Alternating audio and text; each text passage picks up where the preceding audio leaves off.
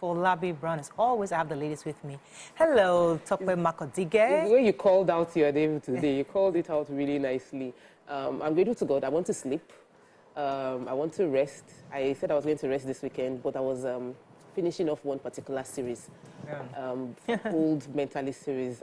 Mentalist. Oh, the Mentalist. Yeah. As kids. I think I've watched it before, but like I now watched it again. And it's so, but I finished and I'm off series for the next foreseeable future. I was battling stuffy nose and stuff, so I'm drinking vitamin C today. But I got really good news on Saturday during my site inspection. A particular client came from Abuja and visited 4 of our estates, and he had he knows I talk about real estate, but he did not see what we have done. Yeah. So having to see the feedback, I got voice notes, I saw videos. I was just so humbled and grateful, because I was like, I'm going to take 2 plots here. When he got to the I said, I'll take 2 plots here too. You mean this is Stockman's estate? I did not know. As in, it was, some people think it and they don't say it. And it made me remember when a client visited a location in Abuja and said, Tokwe cannot own this. Wow. That was in the first few months of doing real estate. And I said, I did not say I own it. I said I was selling for someone. Say, hey, she cannot own this. Whoa. But here we are. Here you are today. Hey. And when the person said, I just said, God, from your mouth to your ears. This is fantastic. Seeing that other video, I'm just. You have another book to write. Hey. Fantastic. Lovely. We love this kind of news. Yes. Hello, Mariam. Hi. I don't know, you look a bit different today. Is it me? I do? Yeah, you look very zigzag and very... very demure. I think it's the red. Very mindful. It's the red. Maybe, I don't know, but I'm in a good place. As you know, I've been on my 75-day challenge, and we're being consistent, we're doing it. And as I said, it's not about weight loss for me, it's just about my lifestyle in general, waking up on time, reading my books, studying, creating time for family. So one of the 2 things we've created for my family is that Sunday lunch is always at the table. Yeah. Wherever you are, Sunday lunch happens in the house at the table. And my children love it. They are the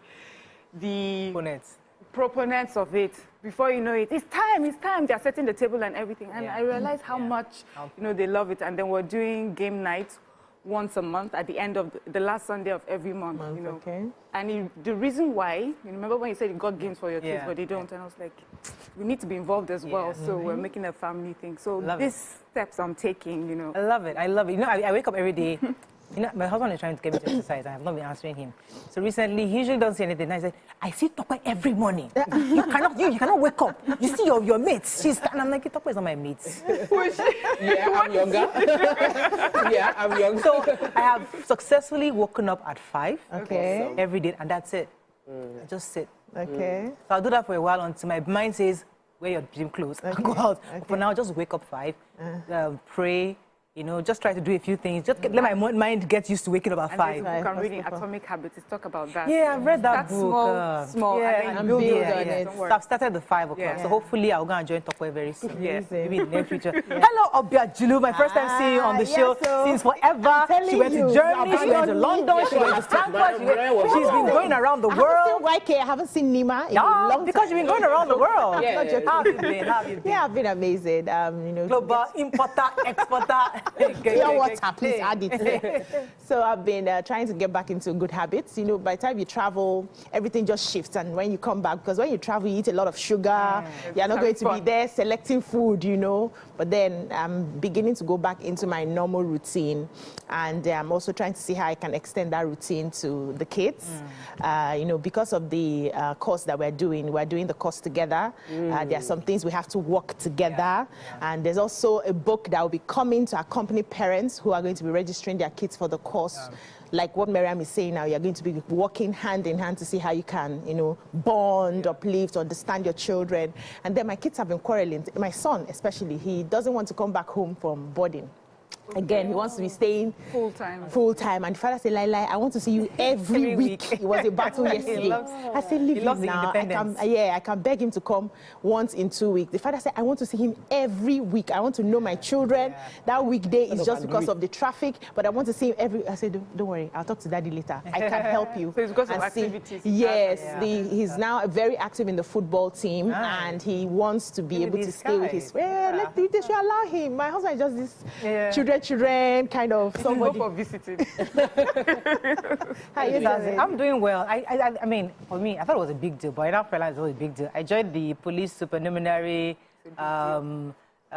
unit. I'm working, so I'm actually now. Usually, people just try to do their best, but I'm giving it 100%. I mean, I'm just trying to be there. I'm in class. I'm doing the drills. I'm matching. I'm communicating with everybody, and it's just quite interesting. You get into the minds of Nigerians because sometimes we're in a bubble. We think we get it. When you speak to certain people in certain groups, you realize that there are different issues. Different Nigerians. Different Nigerians. At every point. There are different Nigerians. And it's good for. It was an opening eye for me. It was an eye opener for me. And I'm really excited about it. So I'm tired. I know. That's why I could wake up at 5 o'clock, but I'm tired. You're doing a lot at the same time. Yeah, it's a lot. But I work best under pressure. When I have like 10 things doing, that's how I'm more effective. So you are not the ones that lied on your CV. I work best under pressure. The ones that told the truth. All right, let's go on a break. It's Monday. Everybody's talking about the elections in Edo, but first, let's go to the front pages of the paper. Stay with us. We'll be right back.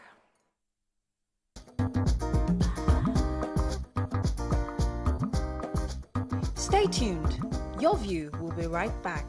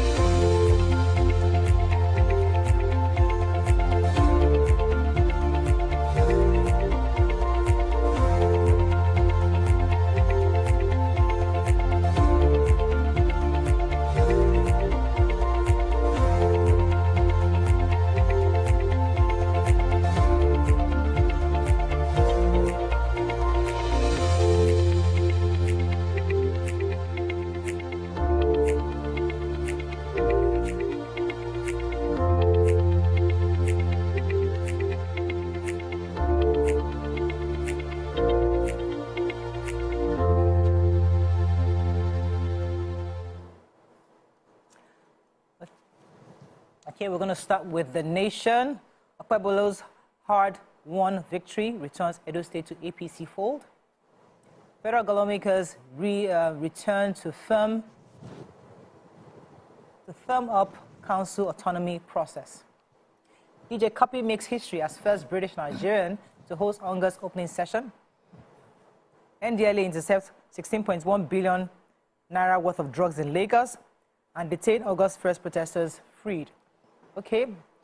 I could do the federal lawmakers returning to firm. So senators and House of Representatives members are returning from a 6 weeks recess tomorrow, which will take immediate steps, and they said they will take immediate steps to give effect to the Supreme Court judgment on autonomy for local governments. They said this weekend, and they said although some governors are fuming over the Supreme Court verdict, the lawmakers are determined to make the autonomy work. So apart from that, they are also going to be looking at the other aspects of the state, local government accounts. Efforts are also in top gear to pass the bill, creating an independent electoral body to organize elections at the grassroots level. There are other issues they are also going to be looking at when they resume. They said the implementation of the 70,000 naira minimum wage is on the top burner, and the accelerated passage of 2025 appropriation bill that would be transmitted to the presidents, that's President Bola Ahmed Tinubu, next month. They are also going to devote their time to look at the flooding and the devastation in many parts of the country, especially in Maiduguri and northern states. And oversight on states where the weather agencies have also predicted would be witnessing flooding the next time. They are also going to be monitoring their preparation by the affected states. So the Senate last week donated 54 million to assist victims of flooding in Borno State. Individual senators also donated various sums of money running into millions for the Borno State government. And according to the Senate spokesman, Adeyemi, he said the Senate will, on resumption through legislation and oversight processes, see to the welfare of Nigerians and handle some of these issues that, have gathered. But that their 6 weeks break is too much now. It's too long now. Anyways, let me take the major headlines. So Senator Monday Okpebholo's victory on Saturday has brought back that state into the APC fold. According to The Nation, Okpebholo won across the 3 senatorial districts, clinching 11 local governments out of 18. PDP won the rest. Unfortunately, LP was unable to win any of the local governments. According to the reports also, the APC won by over 291,000 votes, while PDP got over 247 votes. And then the total difference was about 44,393, making it a closely fought election. Significantly, the APC defeated Obaseki in his home Oredo local government, scoring 30,780 votes to PDP's 24,000. So, and unfortunately, even I was really looking forward to LP having a good outing. Unfortunately, they had about 22,000 votes. Yeah, so, that was really I was really hoping that it would become a real third force. But congratulations to the winners, and we hope for the best in the state. Yeah, I have DJ Copy, daughter of Nigeria's businessman Femi Otedola. They said she made history at Onga, and she was described as the first British Nigeria ever to host. You see, if it was Oyinbo people writing this, they would just say British. Nigeria, will put British Nigeria. Yeah. You have just said Nigerian.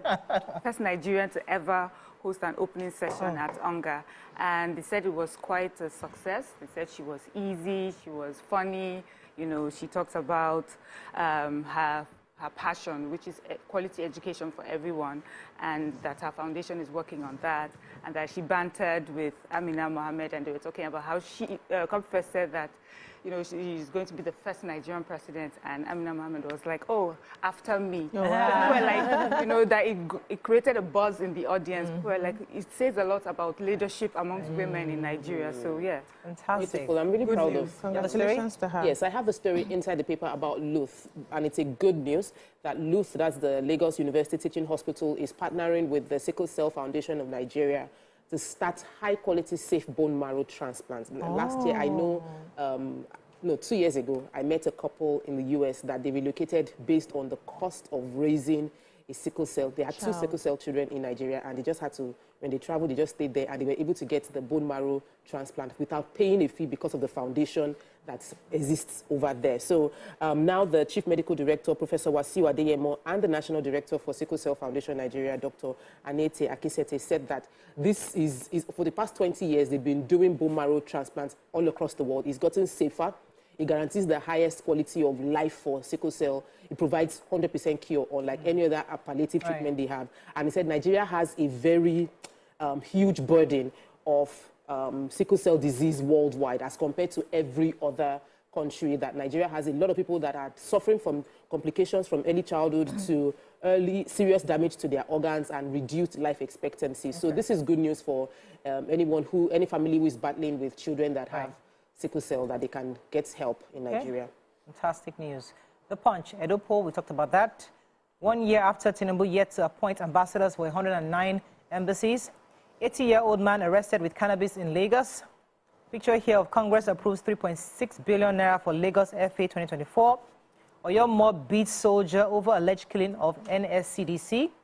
DSS frees 6 hunger protesters to arraign 3. And fresh tariff hike looms as monthly power subsidy hits 181 billion naira. Okay. The human interest story there. So a soldier identified as Abubakar has allegedly killed a Nigerian Civil and Security Defense Corps officer, Olakbade Shegun. They said Abubakar and Shegun were said to have met at a nightclub in the Bodija area of Oyo State on Friday, and they had a heated altercation which ensued between them. Before they realized it, Abubakar had to bring out his dagger. Abubakar is a soldier now. Brought out his dagger and just daggered the other guy who lost a lot of blood, and before they realized it, he had died. But just before he could escape from the scene, the mob were really upset. They surrounded him, beat him to a pulp before some of his colleagues now came and, you know, rescued him. So now they are saying that the army has set up a panel to investigate the matter because some of the officers, you know, have been visiting, you know, concerning the incident. So hopefully we'll see how that works. But I used to think that the soldiers had more discipline to rein in their anger. Yeah. That's part of their training. So how does it get to a point where you are bringing out dagger? What are you doing with a dagger instead? In the first place. Let's go on a short break now. When we come back, we continue with our review. Stay with us. We'll be right back.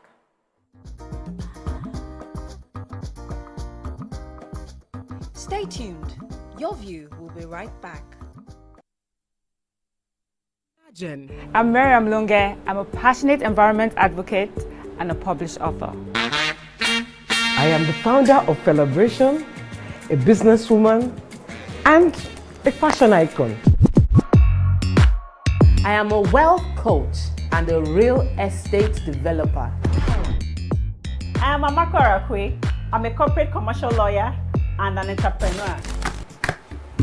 Welcome to our Haka. I am Ramatu Shehu Oyibo, an entrepreneur and a business coach.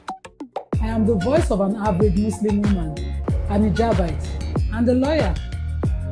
I am a polymath and a serial entrepreneur. I am Murayo Afolabi Brown, Managing Director, TVC Entertainment. I'm a media consultant, producer, and broadcaster. The ladies of Your View are made of women from different professions, tribes, cultures, and religion. Join us every Monday to Friday as we share our views on topical and social issues.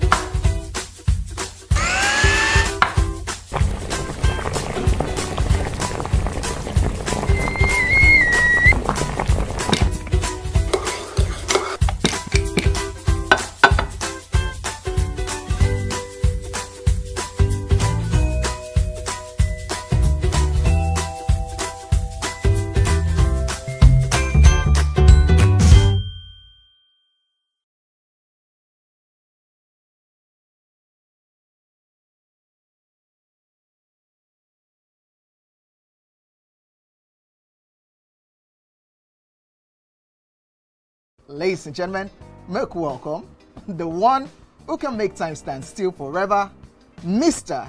Kelechi Amadi. How are you doing, sir? I'm good, my brother. You love that intro, Abby? Yeah.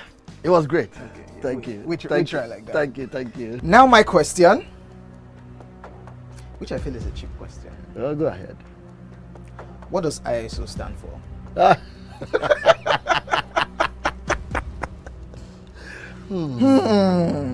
That is it.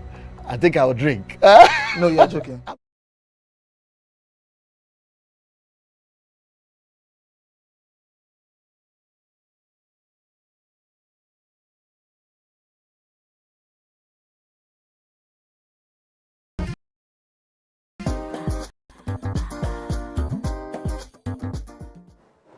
Thanks for staying with us. We're still reviewing Punch.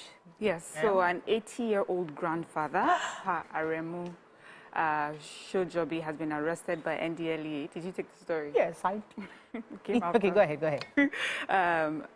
He was arrested by NDLEA with 14 kilograms of cannabis, and he confessed to having been selling these drugs for the last 25 years. As in, that is his day job.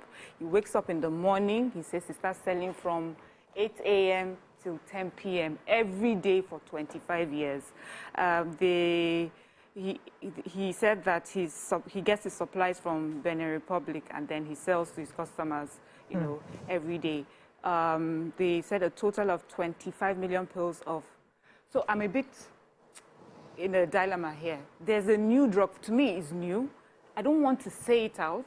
Do you understand the name of the drug? Yes, publicize it. But also, they said this particular drug is 3 times stronger than the one we already know, tramadol. Hey. And they found that. They found another over 350,000 bottles of codeine-based syrup, you know, and they also talked about a container that they had inspected. This was based off of intelligence, of course, and they found billions worth of drugs, you know, in that container. They said that they did the search with NDLA and customs, and they found all these, you know, things. This happened on the 17th and the 20th. So this led to raiding 2 homes, you know, in the community because of this. So NDLA is doing a good job. Thank God for intelligence and, you know, just praying for our country. Yeah.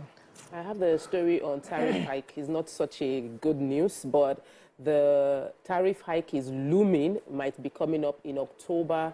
There is a October multi-year tariff order unless there is a drop in the cost of generating power. The Punch reports gathered that the federal government had to pay 181 billion in September from 102 billion in May. So the subsidy being paid over electricity generated has increased significantly, and the Nigerian Electronic Regulatory Commission announced that they will be, when they removed subsidy, the price of course jumped up, but now they might be raising it to 225 naira per kilowatt per hour, which is going to be going from 209 kilowatt per hour. However, if the cost of generating drops, the price will drop, because there was a slash in May when the cost of generating dropped. They slashed it to 206 kilowatts per hour, and then they realized that it went up again in July, so they increased it to 209. But now, based on the cost of subsidy, they're likely going to be increasing the price for band A. What did we do to you people? To 225 naira per kilowatt per hour. So, yeah. But they are making this is obviously transparent. It's because the cost of power generation has gone up. Naira-dollar issue is still happening to us, and as long as it keeps going up, the government needs to protect themselves from paying subsidy over electricity, and so band A would have to pay cost-reflective tariff. Who will not protect us? Okay, so the former just move on. Senate President Adolphus Wabara had alleged that his attempt to secure jobs for people in his ward were thwarted because he was unable to drop. That's to the Federal Character Commission, saying that they refused to allow him slots to get jobs for his constituents because he didn't drop money. He said that you won't believe, according to him specifically, he said you won't believe that up until now nothing has been done. But the Director of the Public Affairs and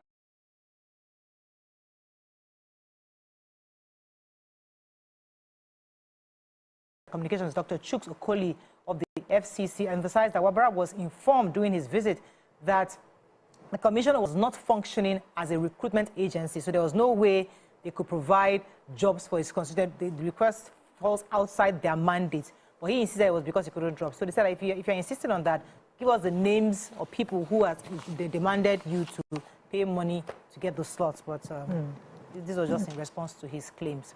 Moving on quickly now to Vanguard. Edo, how Okpebholo floored Ighodalo with 44,000 votes. Afebawala to federal government. Allow Dangote to sell petrol at lower rate. Allow, you understand. Lekki, federal Lagos State government and Dangote refinery disagree over parks and call-up systems for trucks.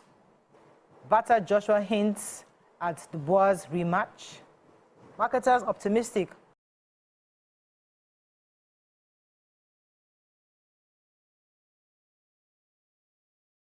of lifting Dangote's petrol elect directly as scarcity persists.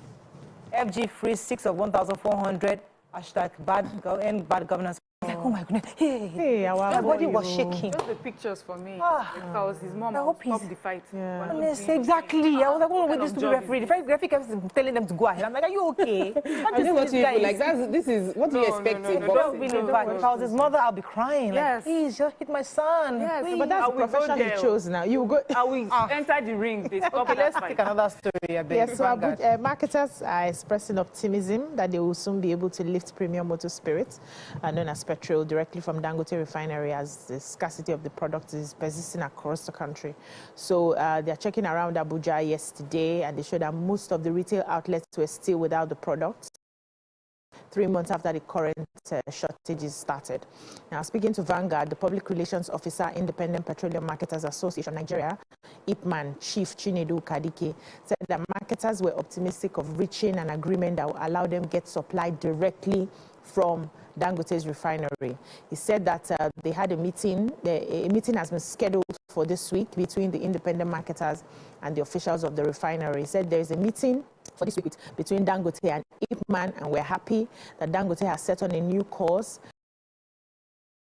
in terms of looking to other stakeholders to distribute its products. So right now, Dangote is distributing to the major marketers.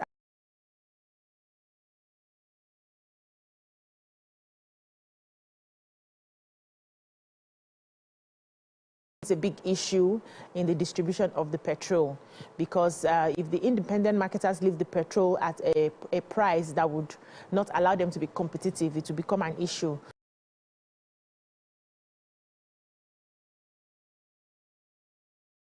So right now they said they are lifting at a 766 naira per litre, which is what Dangote is supplying to the major marketers, and it's really not a good price now. But we're hoping that with market forces, demand and supply, when everybody has access to the products, the prices will finally come down so that the consumers will be able to have affordable fuel.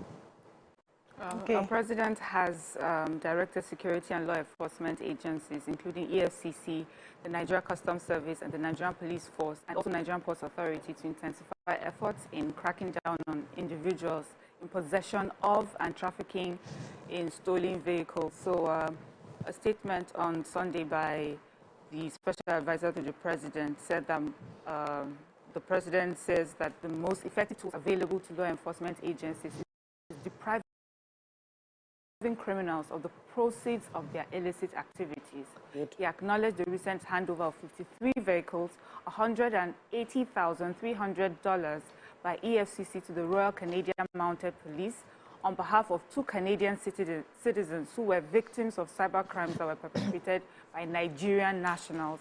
The president, just in summary, commended them and said that it's important that collaboration with partners continues, because this is what will bring about, the clampdown on this transnational car thieves and cyber criminals. And the president remains committed, to tackling money laundering, cybercrime, and other financial crimes. So, good news for 6 out of the 1,400 protesters that protested against hunger. The reports came out that the federal government has met the demand of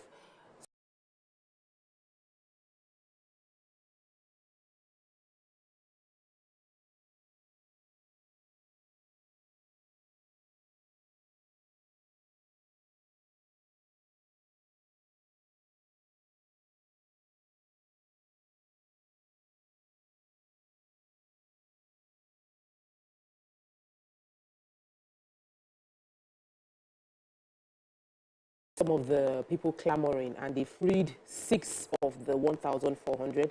And the DSS said that 3 of the protesters will be arraigned. The charges they'll be facing, however, is very strong.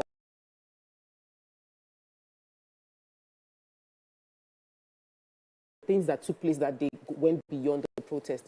I know that everybody deserves to be seen as innocent until they've proven guilty. And everybody deserves to have a lawyer to represent them. So I'm happy that some people have taken up the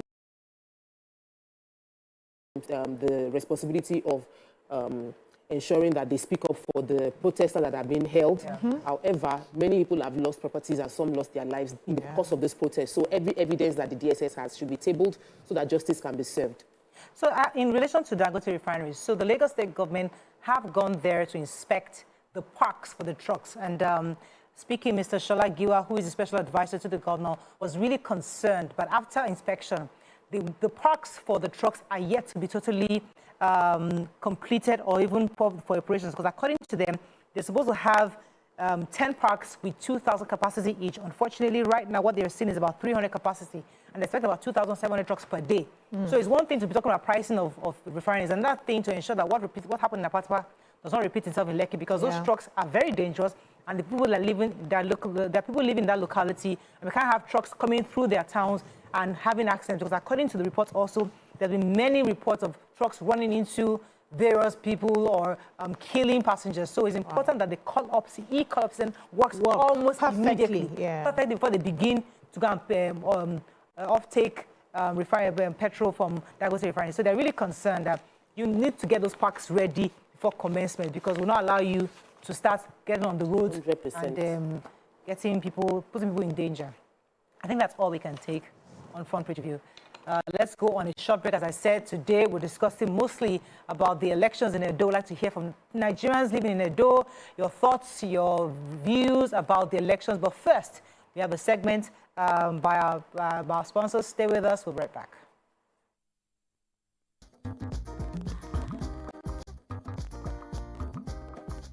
Stay tuned. Your View will be right back.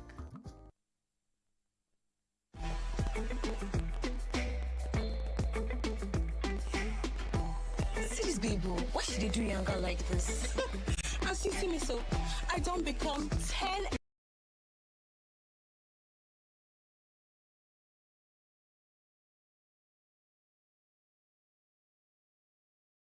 of the woman when I paid before. Berekete 10x. Make you enjoy 10 times your recharge, double data, and other betterment on top, voice calls, IG.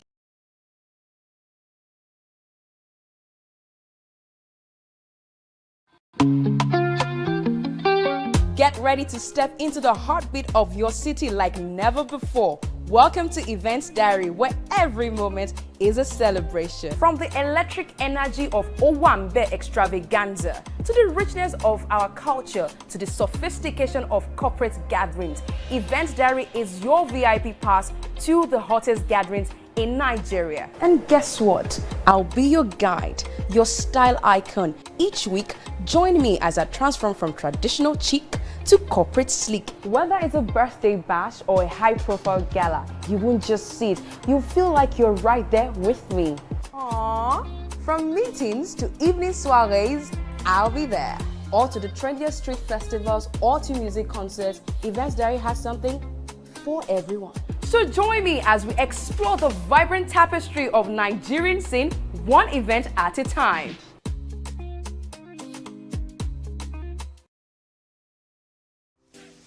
Welcome to Pure Entertainment. What would you like to order from our menu today? We have the regulars. So let me go and for my jam results. My 280 was 320. I suppose don't be one medical. At this point, I contest my jam results. I want to close the show. I can go. I can. That's all we can take. Ejeki, close the show. Ladies and gentlemen, #1 unavailable by Davido featuring Musa Keys. We also have today's chef special. Yo, shine, shine, shine, shiny, yeah. Say recap done, and it's time for #1 on the countdown. One of Nigeria's hottest artists right now, his name is Rema, and this one is called Charm. Kick it. Another.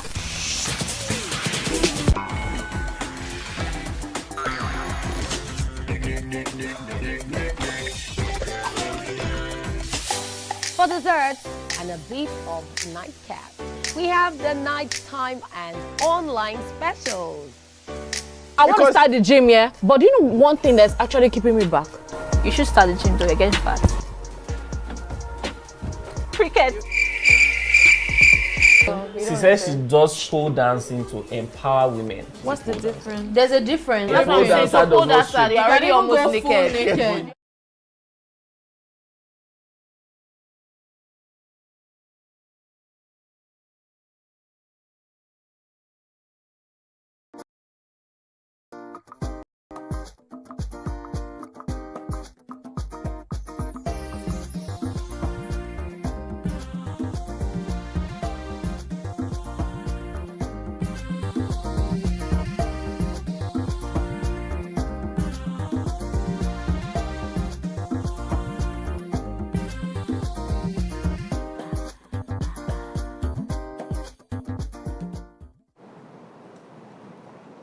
Thanks for staying with us.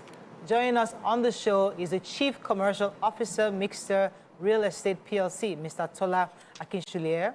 He will be speaking on investing in tomorrow, the future with Mixter Africa And we'd like you to start. Welcome to the show. Good to have you on the show. Thank you very much. It's my pleasure to be here. So we heard about this Lagos New Town. That's a project that you're working on. Tell us how it came about. Okay. I think for Lagos State, the best way for me to actually respond to that question is give a bit of historical context. Okay. Let's go back to 20 years ago. A little over 20 years ago, Lagos State was rising and growing, and we had a population of slightly over 10 million.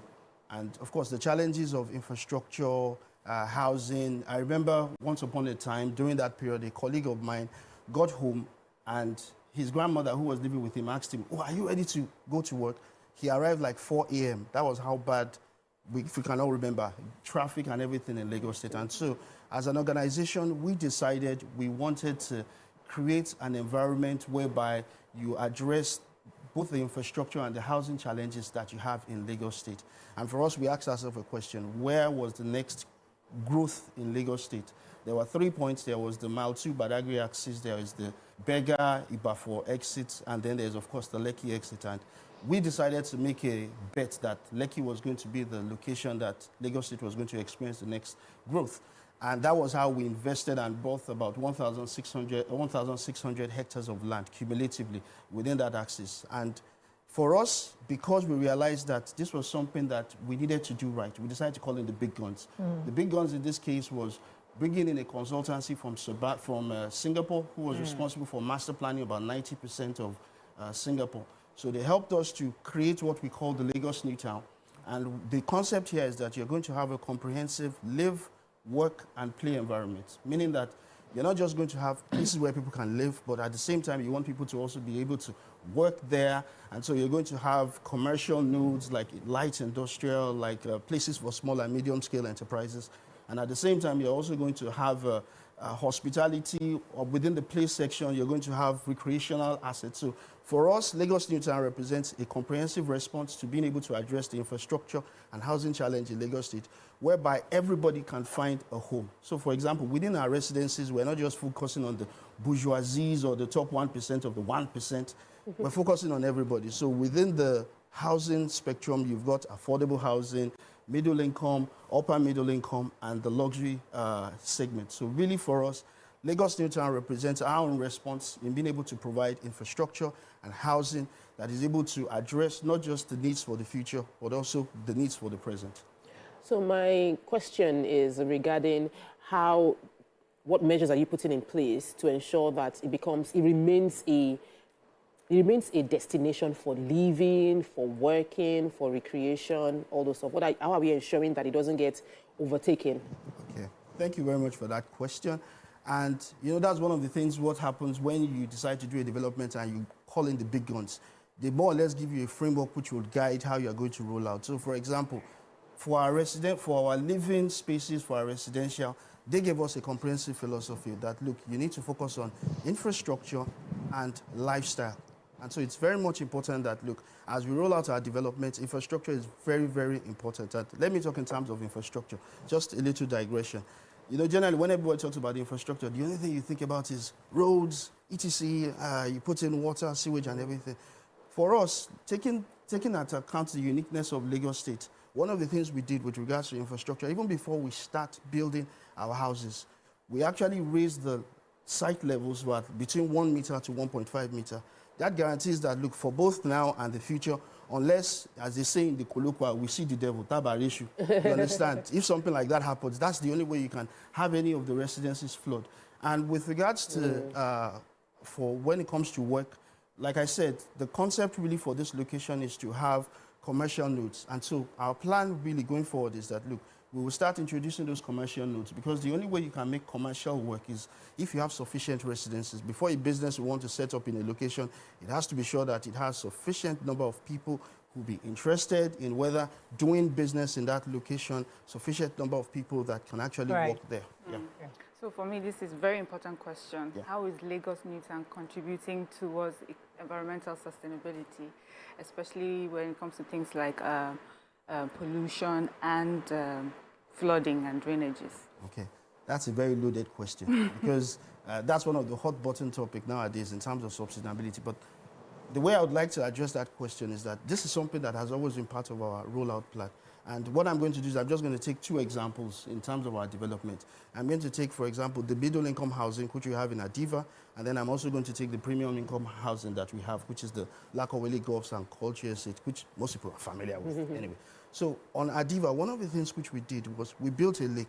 Now, the reason why we built that lake was the lake was supposed to serve 2 purposes. One, it was supposed to be a natural drainage for stormwater, and at the same time, the stormwater which collects within that, that lake, you're also going to treat it, and you're also going to use it for people to be able to use in their conveniences, for all those sort of things. And so for us, what we had done was that we have more or less reduced the overall cost of ownership for owners. They are reusing the water which you're getting within the environment to actually sustain their homes. I'll go to the Lakawele Golf and Country Estate. When we were building that development, we had to take note of some of the natural drainage channels that you already had. For example, you have your swamps. We had to retain all those things. And we find out that because of that, you don't have things like flooding. In addition to that, we also retained a lot of the natural vegetation. The benefit of that is that it significantly reduces your need for cooling within your residences. So in terms of you having to turn on your ACs for a long time, it significantly reduces that.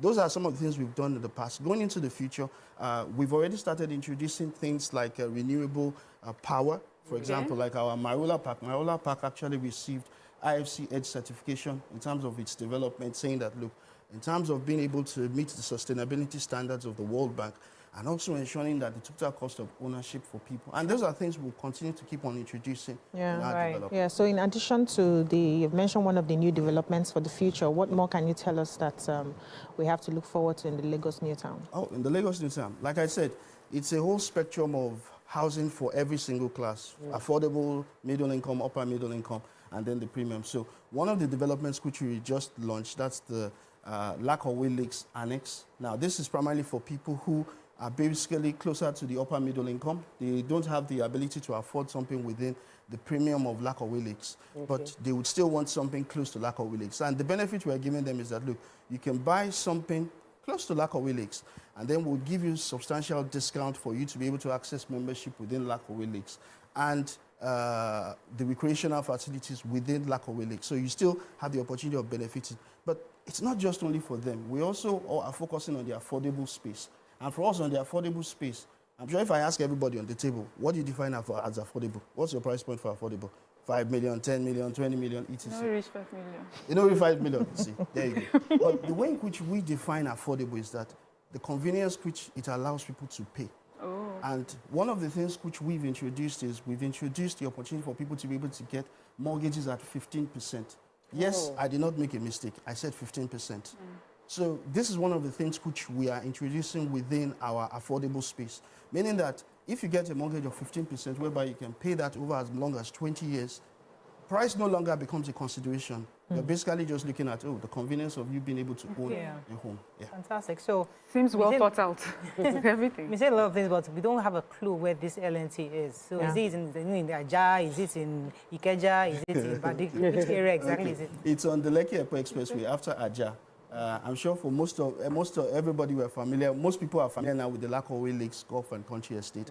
Lakawele Lakes Golf and Country Estate is actually one of the developments within the Lagos New Town. Like I said, there are so many other developments that we have in that particular location. And just for the benefit of everybody listening to me, if you'd like to find out a bit more in terms of Lakawele Lakes, there's a phone on which you see on the screen. You can always call. We're having an open house on Saturday, so you can always come in. You can use that as an opportunity to even go around our estates, see if everything I'm saying. Because they don't usually allow people just come in. Yeah, but that you'd have a guide. You'd have somebody who is guiding you through that whole experience. So you don't need an invitation to? No, you don't need an invitation. It's open house. You just come to Lakawele Lakes Golf and Country Estate. There will be members of our team who will be there, and they can take you around Lakawele Lakes. They can also take you around the rest of our development, so that you have a full view of what it is that we offer at Lagos New Town. Well done. Fantastic. Well done. Wishing you the best. Yes. Thank you very much. Yeah. Okay. That's all we can take on this segment. When we come back, we want to the elections in Edo and hear your thoughts on it. Stay with us. We'll be right back. Ladies and gentlemen, make welcome the grand comedian of the Federal Republic of Nigeria, Gbenga Adeyinka the First. OJ right here, 7 of 7, like you already know. Gbenga right here, 7 of 7, like I'm beginning to know. It's now time for the questions. You don't scare me one bit. Bata, I go drink. So. Okay. So now one chance for Inter. My first question. Do you remember the names of the winners of that edition of StarQuest? Of course I do. Why do you? And I hate myself for this. Because I have this question for you. Final question. No. Where outside Nigeria and what year? Think you're the only one that can be wicked. I am thinking, because I know back in the day. Don't think. Answer my question quick. You are thinking too much. I don't like it. The UK. Final answer. Okay. I said, God, please, let me to perform outside Nigeria. Wait. And God gave me a show in Ghana. Drink, my friend, drink. I don't overthink this thing. See where I can. Yes, you overthink them. I would say you should catwalk. Let's catwalk. Where are we? No, that's not catwalking. That's good talking.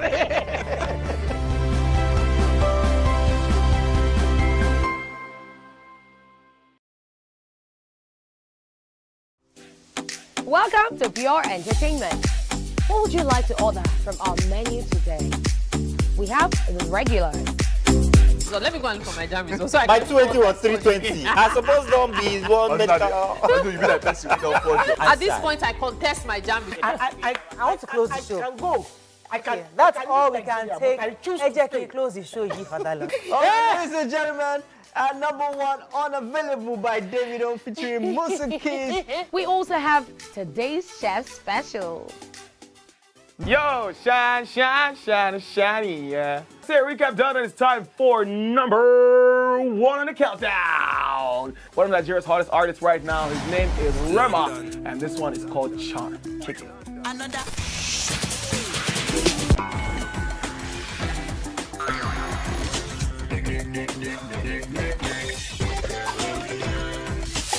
For dessert and a bit of nightcap, we have the nighttime and online specials. I want to start the gym, yeah? But do you know one thing that's actually keeping me back? You should start the gym to get fat. Cricket. She says she does pole dancing to empower women. What's the difference? There's a difference. That's what I'm saying. So pole dancer, you're already almost naked. You're already almost naked. No, it's the empowerment for me. Sex can make a relationship better. No. Sex can never be overrated. It is needed. Especially when it's good sex too. Almost every guy has been with somebody's girlfriend. But they are for all of us now. This is.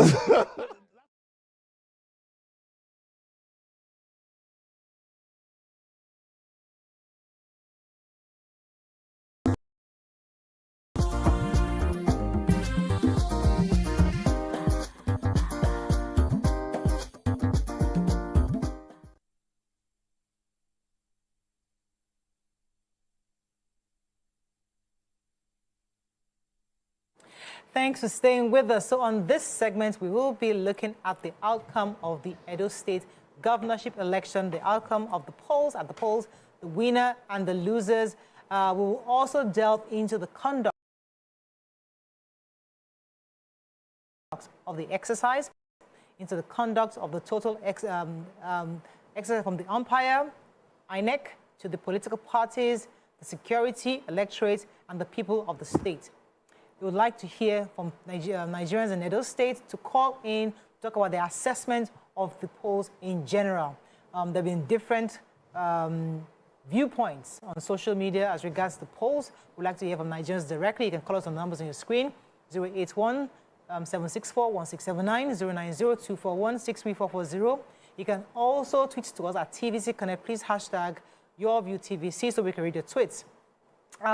Many of us followed the elections over the weekend, and one of the things I was looking out for was IREV not messing up again. I don't think I got any of those reports because after the polls were done, it was uploaded immediately, and we could see the results. So you could verify the results at every single polling unit. So it's easy for all the various politicians to know.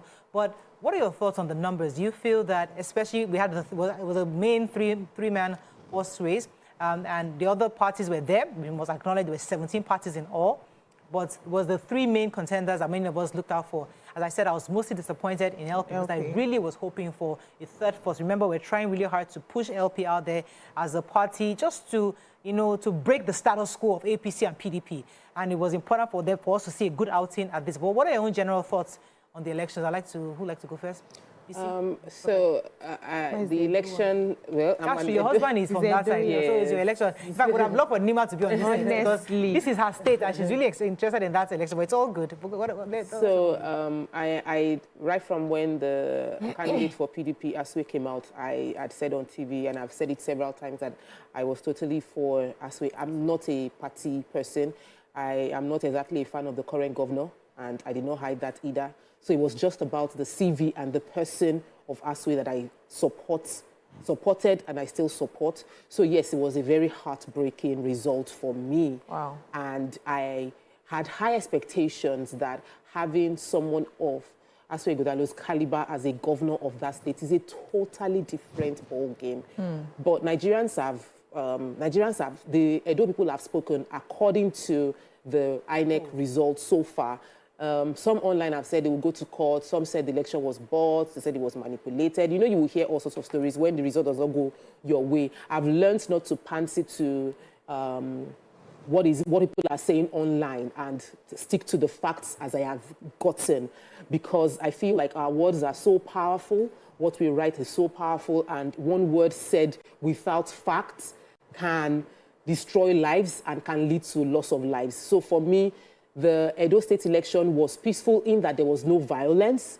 If any of the contestants feel they are not okay with the results, they have to go through the legal process to resolve it. I personally feel very, very, very, very unhappy with the results. I wished that the people had not been swayed, because what we saw was people were saying they were swayed by the politics, that the Okpebholo is a more grassroots person. It was more engaged with the people. And so people don't want to hear your English or what you know. They want to know how well you know them, kind of. So based on that perspective, I saw something online. I did not know how it popped up for me, but there was a particular picture of a particular polling unit, Esako East polling unit, and that picture went viral. It was a picture that showed this is the number of people that signed all day. I would retweet it so you can check.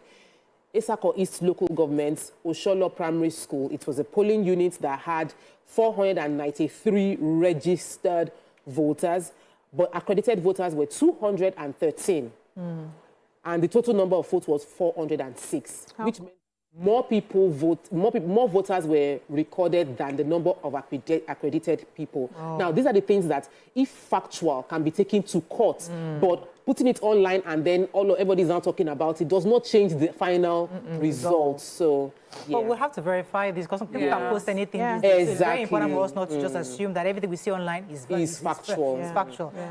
Okay, so I guess based on face level, we would say APC won and PDP came a close second, and LP.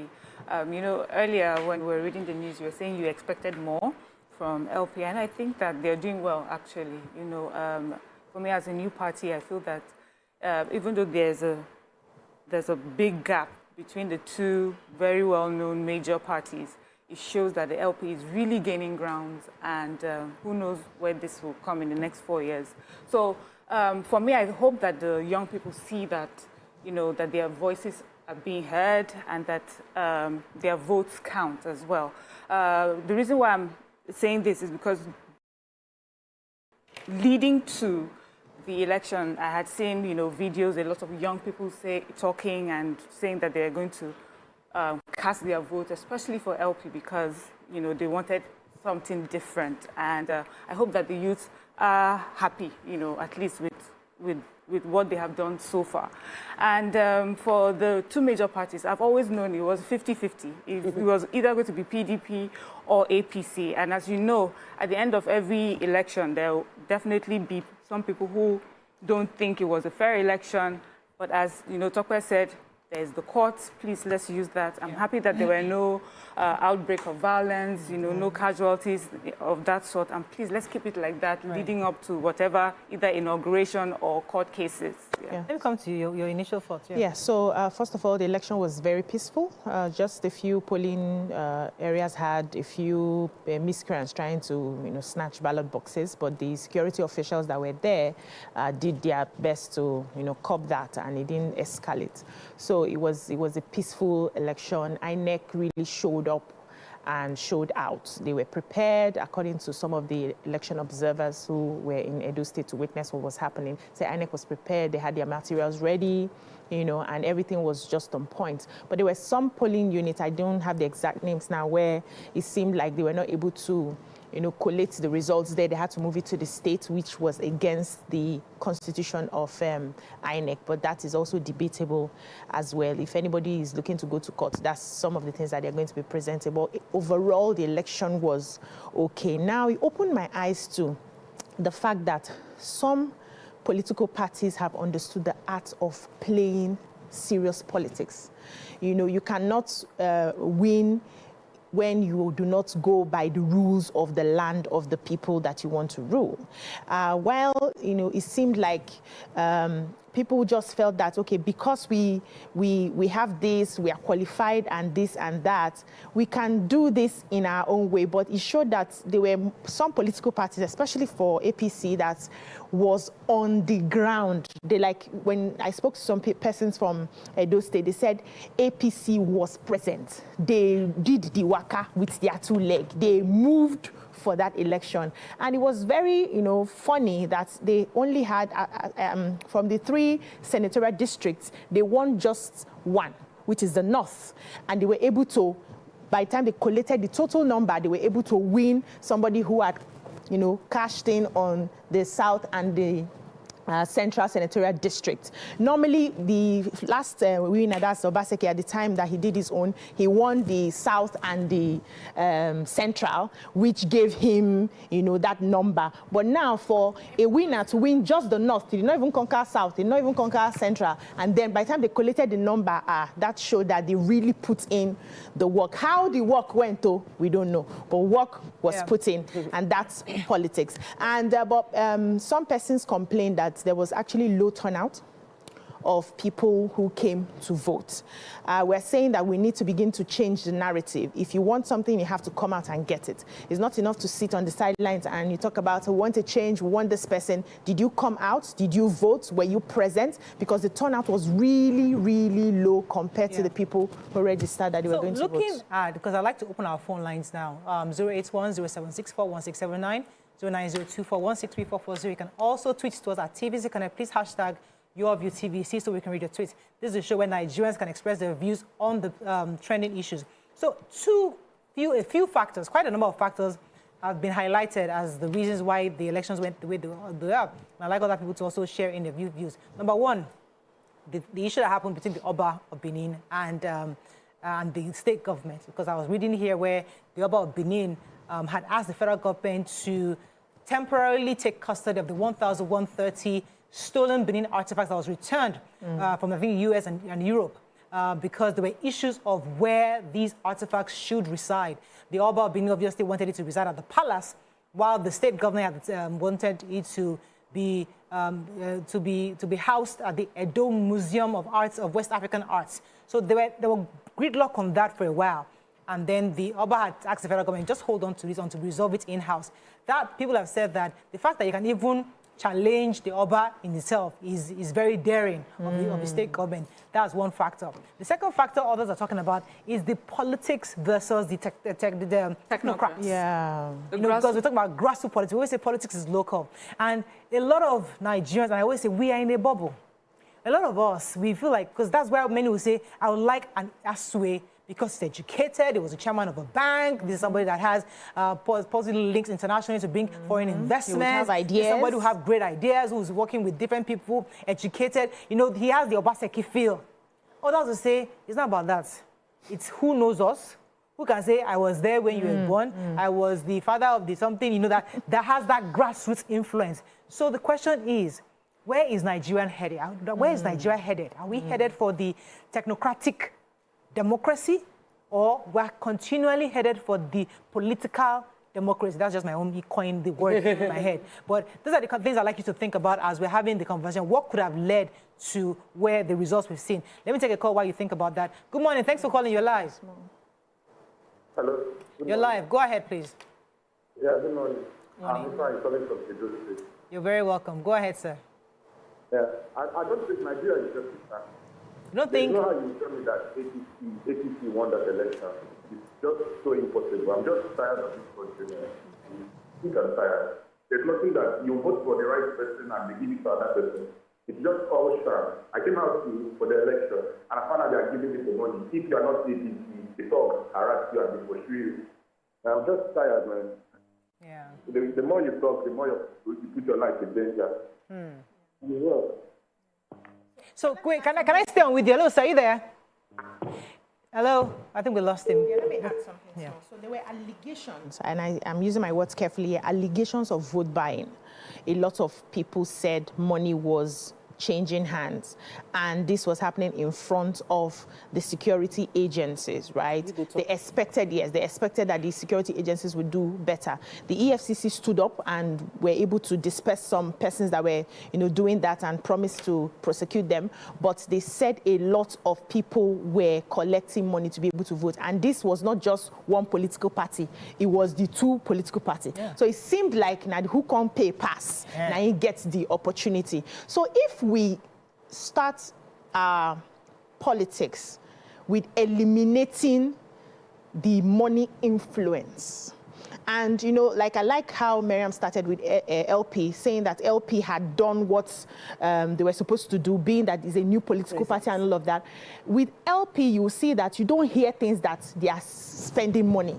They are thinking, if we present somebody and we believe this person should be able to go there and prove that if you get this mantle of leadership, you'll be able to lead. So if we take out, because the question you asked, where we are going to, we are going back.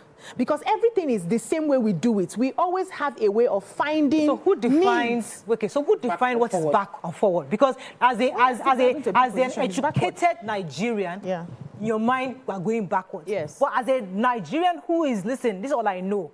That is our reality. Let us face the reality. So who defines what is backward and what is forward? Let me go on a short break. Okay. We'll come back, we continue this conversation. Stay with us. We'll be right back.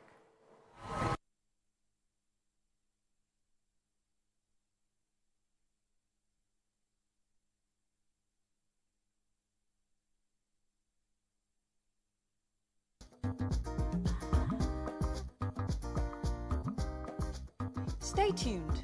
Your View will be right back. It's the As the morning light filters in, the Max Breakfast kickstarts your day from the bedside. We bring you the morning vibe and plenty of ginger to start your day right. Join us on the Max Breakfast as we help you seize your day one step at a time. On Max Hits, we've got the ultimate playlist for you. We give you back-to-back. And all the biggest news from the world of entertainment, only on Max Hits. Area! Waiting the apple, waiting the shop. Tune into our award-winning waiting the 102.3 Max FM. Lagos, Nigeria, you're welcome to the Max Drive. Whether you're there for inside motor, you're there for inside traffic, we're there for you with a Max Drive. You know what it is. It's the Max House Party. King Dion, DJ Charlie Shee. Let's go! 102.3 Max FM. Hit music for Lagos.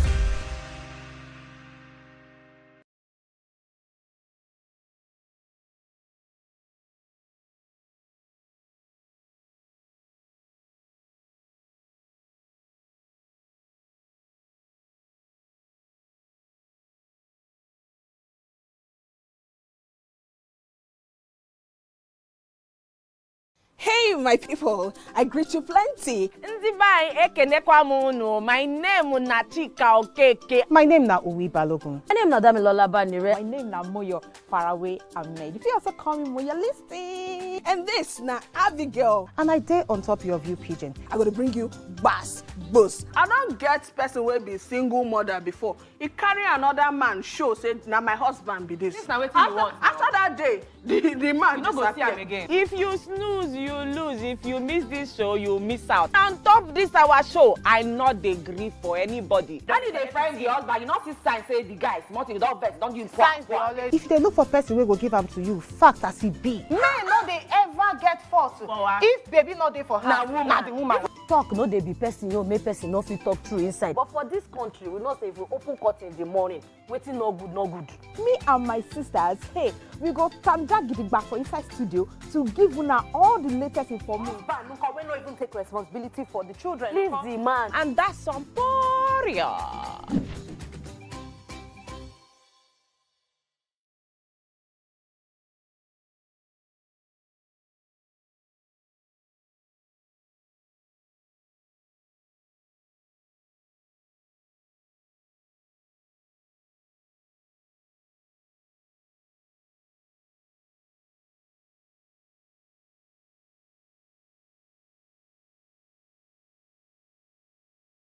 Ladies and gentlemen, make welcome pioneer Positive Force member, dancing queen of the 80s, non-conformist, Afrobeat historian in her right, and long-standing member of the multiple award-winning all-female show Your View, Omoyeni, Yeni, Anikulapo Kuti, aka YK Power!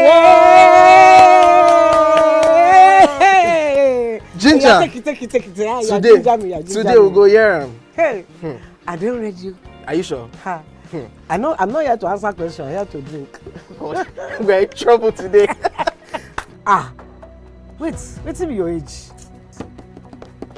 I was close now. I said 1975. He said 73. He said 75. Fellas wasn't even born till 75. So will I drink half? You go drink. Take. Make I help you.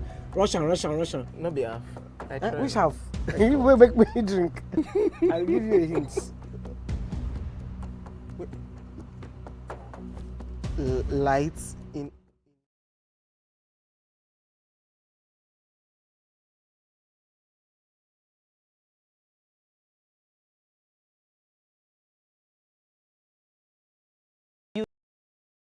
Also 0810764 09024163440 are the numbers to call. You can also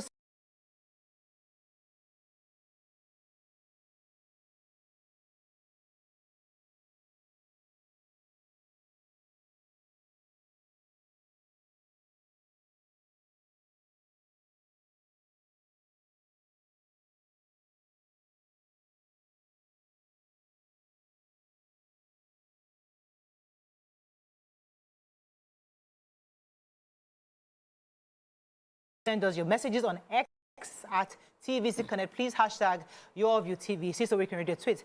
Ladies, let me come to you on what we said so far. I mean, still you're saying that we're going backwards. We're going backwards. I'm thinking that it is not idealistic. It's not about you feeling people deserve quality life. Healthcare should work. Anybody that is going to make this thing work is who they should vote for. The politicians shouldn't have to bribe citizenry. I've been told, shut up. Keep it in your pockets. In Nigeria, give us the money, give us the rice, give us the bread. Stomach infrastructure is fine. Vote buying is okay. That's who we are. Don't tell us what we deserve. Give people what they ask of. I have spoken against it. I have been corrected several times on TV and offline that it is not for me to tell people what they deserve. It is give them what they want. So based on what people want, they have gotten. We have gotten here. So if the result shows consistently what people want, people don't have a right to complain when you are the majority are the ones that are picking what is on ground. And I think it was even maybe in this last election or 2 elections ago that they said until Nigeria hits rock bottom before, like hits rock bottom. Why do we assume, Tokwe, that the grassroots politicians are not the solution to our problems? So I don't think that the grassroots politicians have found a way to, most of them have found a way to manipulate the system, which is feed people and control the people. It's a standard thing. If you are feeding me, you tell me to do A, I will do it. So as long as people are not empowered and you can easily manipulate them, it serves the purpose of people. We that feel we are educated come across like we're cocky. We come across like we are proud. Like we're proud. I know what you don't know what you need. the grass politician will come and give you wheelbarrow and give you meshai and say this is empowerment, and they will not be hailing him for the empowerment. And I will be like, no, I want to give you a school. I want to give you hospital. I'm like, wait, now hospital you want chop? Give me wheelbarrow. Give me keke na pep. You have empowered me. So we need, finding the balance is the real solution. Okay. How do we ensure people have what to eat and still aspire for a greater life? I'll come to you, Mariam. Let me take Sholarin's call. Good morning, Sholarin, you're live. Good morning, Sholarin, you're live. Bless you. Thank you for having me. Good morning. What I very much think is that PDP, a party, that PDP very much used to take people, PDP used to take some people for granted. Like the the deputy governor was taken for granted, and all the people he has was moved to the opposition party, the APC. So, and now my party, the PDP, is also doing the same thing at the national level. By the time they make the opposition strong, the election will come in favor of the opposition. And you know what happened during the last general presidential election? Yeah. The PDP was split into about 4 or 5 groups. The Mobile group took the portion, then the NNPP, and so many other functions. By the end of the day, all the votes that is supposed to go to PDP went to other parties. And that made the party to lose. Right. So, thank you very much, Sholarin. Go ahead. So you were saying, to answer your very initial question, which is, grassroots or technocrats, and I'm just thinking that I think a political party plays a game of chess or plays a game. So you're coming against the incumbent. In my mind, I'm thinking that this is how they think about it. So an incumbent, what are his strengths? The Obaseki government is known to be like, technocrats. And they have these big ideas for Edo State. They want to move Edo forward, let them compete. There are some policies that they have even compared Edo State and Lagos State, It shows that this is an Edo State that is moving into the future. So for me, if I'm the opposition, I would think of what is his weakness. And what I also heard is that it seemed like Obaseki's government was far removed from the grassroots. Mm-hmm. So if I'm going to put a candidate, which candidate do I think I will put that would... So it's calculated. Yes. So I think that they did that, knowing that... Yes, intentionally. Because if you had put another technocrat, then, yes, you'll be speaking English, and the grassroots will still feel left out. So you bring someone who is able to do the opposite, And I feel that that's what they did. And luckily for them, it worked out. Because with politics, I realized, really, there's no 100% strategy. It always seems like a good idea in hindsight. Like, oh, it's because we did this or we did that. But you did not know until you won or until you lost. Let me take this call from Yomi. Is calling from Ikeja. Thanks for calling. Yeah, good morning. Good morning, Yomi. Yes, I believe politics is actually should be representative. I do not believe that. Yeah, good morning. I do not believe that I have a difference between the technocrats and the grass leaders. For me, politics is local. And you have to understand that leadership is also local. So in a lot of ways, don't let us look at it as a difference between the technocrat and the grassroots leader. No, a technocrat should be actively involved in politics. That's what I believe in. If you, for instance, you go to the ward meetings of the political parties, you find out that those are called the technocrats. They feel too big to join the local political setting, and therefore, life does not recognize vacuum. It is who is available for the people that they know, that they will come up and say, we have known you. To a large extent, you have been a part of us. So you bring your own technocrat. Who is a technocrat? Somebody that has done well in his own field. Then bring it to the public forum and be a part of nation building. So I do not think we should divide it. I just think that we should encourage everybody. I go there, I'm a master's degree holder. When I get to those local meetings, these people, I know that academically they can't stand me, but I understand that, look, Thank you very much. I'm having trouble listening to your hearing. I'm hoping our viewers heard you, but I didn't hear most of what you said.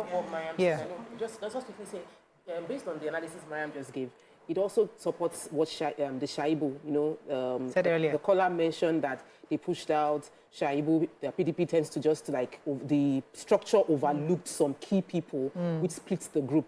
And in that, every time you have a technocrat, you're supposed to balance it out with a very, very grassroots politician so that you have a harmony. And they didn't do that. He had Shaibu. He did not respect Shaibu. Some say it's Obaseki that happened. I was talking about the bubble we live in, because in a normal society, that's not the word I want to use. In a society that we are probably familiar with, you would think that the fact that an APC chieftain opened his mouth on national television to call somebody childless, that in itself is a game changer. Because in any other society, once you say that, in fact, they go back to calculate, this guy has messed up. Now we have to start over again because you have totally punctured our strategy. Voters will not vote for us because it was a major deal. But here, but that's not how we operate here, because normally we throw words at each other. That was a difficult. That was heavy. I know. Insults are a way of life in Nigeria. Exactly. Insults. Maybe today.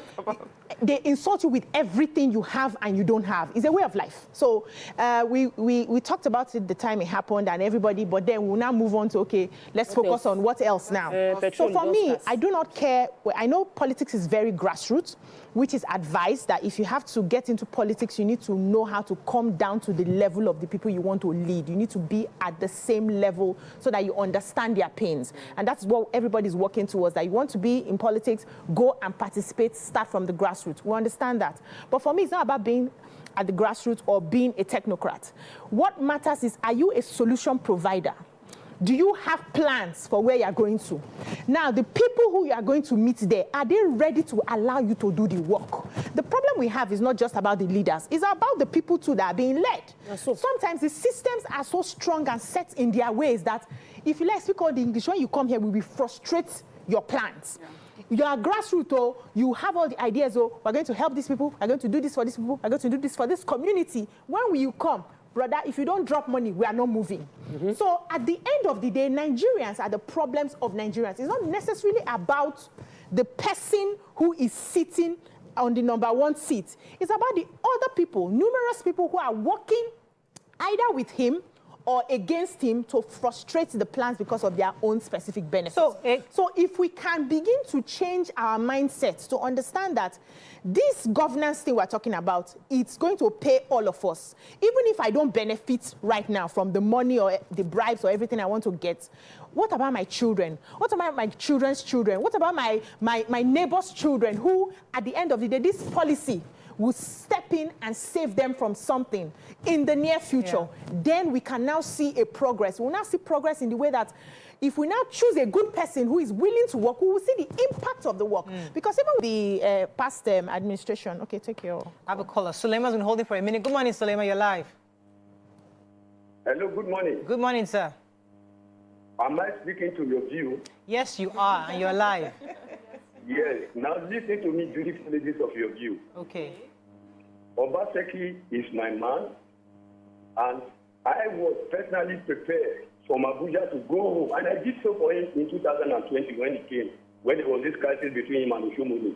Move my family, move my community, because it's our life, he gave us through. But when Obaseki came as a leader, as a governor, and he knows what, I don't know whether he knows, he made a statement that made him to fail. Even me, I couldn't go home again because I was afraid of that statement. During the election, people died in Nigeria and nobody cared about what happened to them. He came out and said the election is a do or die affair. That failed him. He should go back and look at himself in that their PDP final political rally, where he made that statement that this election is a do or die affair. Even, look, let me tell you, beautiful lady, even those who are supporters like me, fear could have entered their mind. Those who have the mind to come out and vote, they'll be afraid of their life. Anything can happen and they'll just die. Those people who have died during such elections, nobody cares about them.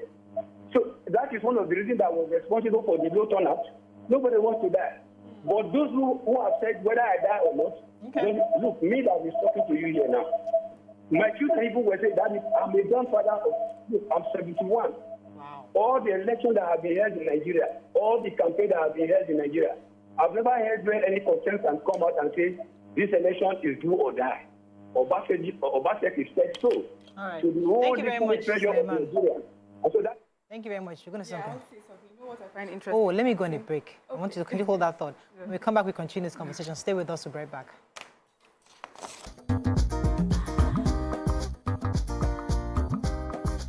Stay tuned. Your View will be right back.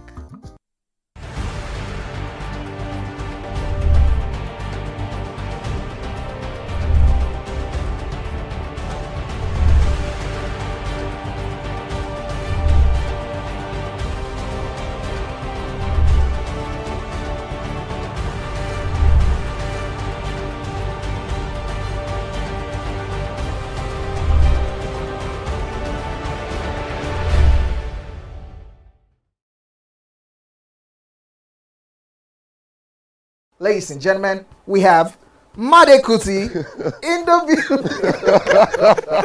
It's still 7 of 7, and we've been doing a whole lot of protesting. The only thing that remains is just to carry placard. It's about 5 of 7, to be honest, because ask your question. I have so much to speak about once we finish. We'll not give you the time because it's 7 of 7. I will make the time now. He said he will not ask questions about science. No, neuroplasticity. And based on he asked a question that was subjective about high life, and he did not finalize his answer about a Kuti question where there are only 3 of us. Editor, scratch this part out. That could have possibly composed the music. Editor, scratch this part out. Stupidity is an act of ignorance. Hey God, Made. Was composed by which Kuti? Femi Kuti. Is that your final answer? God, I'm Seun Kuti. No, wait, Femi Kuti. You said Femi Kuti. Wait. You can't be allowed. No, you've not asked me anything. Everyone. You've not asked me anything. So my final answer. No. All I have to say is this show is really about drinking. Yeah, that's the whole idea. The questions don't matter. That's the whole Justice idea. is out the window. We throw caution to we the have wind no right morals here. On the 7 of 7.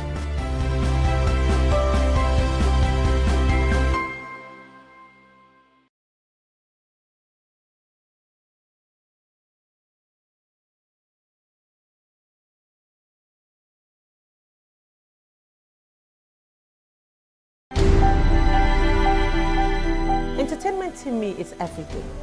Entertainment is surrounding myself with loved ones, family, watching some good television shows, TV series, listening to good music, and taking a trip around the world, seeing new places and interacting with different people, and also having a feel of different culture and people all around the world. So for me, I would say entertainment is life. It's larger than life.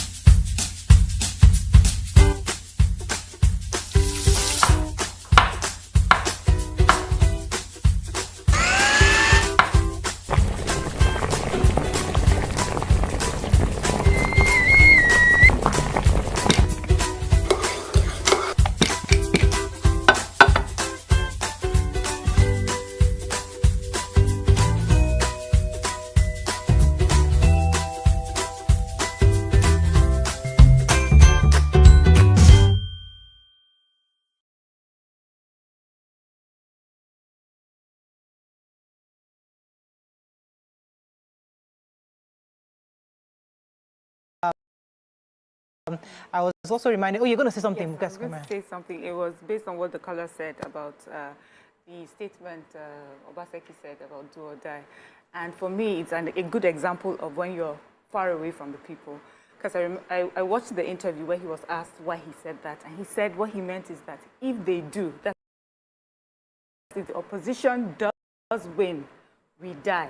Meaning that all the good work that they have done, you know, everything will just go to waste or everything will die eventually. But that's it. You're speaking big English, big context. And what Nigerians usually understand when we say do or die during politics, during election, is that if you show up, we don't like you, you know, things will happen. You're going to die, like physically die.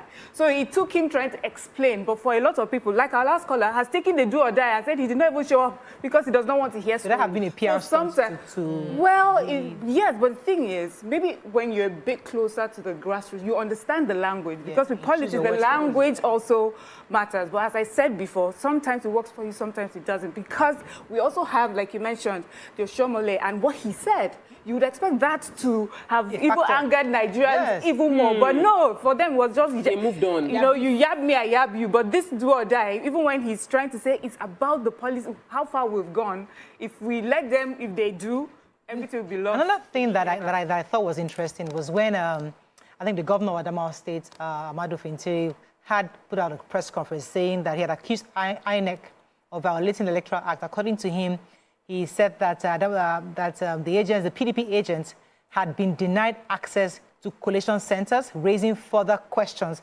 about the transparency of the electoral process. Now, this is the governor making this statement. Now, that can be said as a fair statement. However, what is most crucial, which what Nigerians always miss out, is the fact that, okay, they didn't allow you into the collation centers, but at the end of the day, what was collated, right, electronically, does it match, yes or no? If it matches, really, then raising the issue as a governor that, oh, they didn't allow us into collation, does it carry enough weight to be said? Or do you think that we're only trying to hit up the policy for people to think as if something went wrong, there's something going on, why would they not allow us? Or do you think it was irresponsible of the government to say that? Or do you think it was necessary for him to say that just to get people to know that they're observing? I think that we need to be careful about what we say, especially as leaders. Even when you feel and you have a few, especially when you're influential, when you have a few evidence pointing to something being wrong, you would feel the necessity to speak up and say what's on your mind, but you cannot afford to, because someone else can hear that and feel like, oh, they want to manipulate the election. Let's carry arms and go there and ensure that what they are doing there works. You don't want anything to be misconstrued. You have that data. If it is a fact, then put it in your arsenal. By the time you go to court, you bring out everything necessary to fight for yourself. What I wanted to even bring up as my own worry about how expensive Nigerian election is and how we make it so complicated. Yeah. APC came with 10 governors. 10 governors left their states, plus the Senate presidents with their entourage. Boss from, as in, just for a state, one state election. The people of the states now wake up past the people of the states, and they came with the intention of, we want to show you. PDP showed up, APC showed up, but it was just so much. And we just let people of the states do their work. Does it remind you of the Ekiti State election during Jonathan's regime? It was. You don't remember the story? I remember the bombardment in that state. So, but I was going to say that, you know, Kano State showed us in the just concluded elections how the people can make sure that their votes count. We saw the multitude of people that followed, you know, from casting vote to collating to counting, they followed it to, you know, to the end, which was to ensure that the votes that were cast were the ones counted and those who won, you know, won fairly. Yeah. You know, so sometimes, you know, when we point fingers, do we also ask ourselves what we did? Like, what part did we play in ensuring that our votes count? How far do we go? Because really, this is our future, you know. And our vote is not just a piece of paper we'll just, you know, throw in a box and move away. We need to defend it until the very end. So sometimes I just want Nigerians to think about it. If it can be done in Kano State, it can be done anywhere else, so that conversations of, you know, we're locked out or we're not sure where the story is coming from. Everybody has like a scenario. Scared to try anything. Let me take Ali. We have a guest. We're waiting for our guest to connect so that we can get... Oh, hello. I think Ali, thanks for calling. You're live. Yeah, what I'm trying to do is I congratulate the governor. I congratulate the governor, but if you carry everybody along, you understand? I should carry everybody along. I congratulate you, but if you carry all the people along, everybody is a winner, so that they can do those things. Because in this context, there's no loser. Everybody is a winner. Yeah. So I want. Yeah, I mean, if you go by the president's congratulatory message, he said, "Don't gloat." You know, yes, we are happy that APC won, but he has asked everybody not to gloat because he knows politicians. It's time for us to work. It's time to bring people together, just like you said, carry everybody along, let them feel that we're part and parcel of the governance of the state. So it's important for the winners in this situation not to take advantage and gloat about their success. They've worked very hard for the success, so you cannot tell me not to gloat or to celebrate the way I want to celebrate because I worked really hard. I took out incumbents. You not say I should not celebrate. The work you did is not money.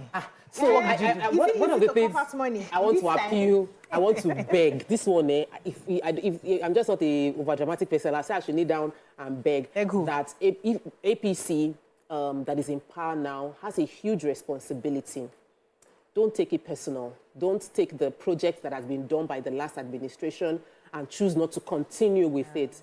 Can you be magnanimous enough to continue with the good works? Even though I know over the next 4 years there will be plenty of investigation into all the projects that he did to find out how much money was spent and weed out the corruption and recover money. I agree with you, investigating, but continue the good work. They tease him that he's an MOU governor. Yes. I don't know what that means, that he's always signing MOUs. Obaseki. Because he's not normal. So it doesn't reflect? How doesn't that reflect? If you sell MOU with international... for the betterment of the... yes, now, is our president not looking for FDI across and signing contracts across... They shouldn't reverse all the MOUs too, because, you know, they can do that and Edo State will enter litigation. Because once you've signed, they can take you to court to say, you cancelling the signed MOU means that you will pay all the penalties. So I need to beg. I'm begging APC. That's why we said you should not gloat. So that's part of not gloating. Yeah. Don't go and gloat. So maybe just pride in yourself, but don't... It's important that our viewers call in. Hopefully, we're still waiting for our special guest. Once he's connected, then we'll try to bring him on. But in the meantime, let's take more calls. Abubakar from Iju Shaga, you're live. Thanks for calling. Thank you very much for speaking, giving me this opportunity. Yes. I think I would have been very, very shocked if those people did not massively defeat the PDP in the just recently concluded election. I am saying this because we have a lot of reasons. I'm an Edo man. I have a lot of reasons why we say Obaseki shouldn't be there. Actually, when Comrade Obaseki was the governor, I remember that a PDP person said that Edo State has become one very, very big construction site. And that is true. If you go to Edo, you see a lot of things going on. Then since this man came, he seemed to have put Edo State on a reverse gear. Edo State has suffered a lot of stagnation. Nothing was going on. You enter Benin City, the capital, it has become one abandoned place. You know? So I am very, very happy that these people work assiduously to remove him. Now, when people talk about buying election, like the first caller made, I'm shocked. I know that all parties pay for election. It's a question of who pays. They all pay. Then if they don't give you directly at the polling center, they ensure that they meet you very early in the morning and give you money. I'm a journalist. I was in Benin, I just came back today. And I knew what happened there. So for anybody to say that these people are tired of this, let them get tired of this country, they are tired. What happened to LP? In your own view, what happened to LP? To what? To LP, the Labour Party, did they have money to spend? No, it's not a question of money. See, what actually happened to LP was this. I tell you, Edo State was majorly, was steady towards the Labour Party. But we Edos have agreed that the governor should come from, Edo Central. Eventually, Labour Party went and picked somebody from Edo South. So all the Asian people from, Edo and moved to PDP, which already they would have voted against because they hated the APC.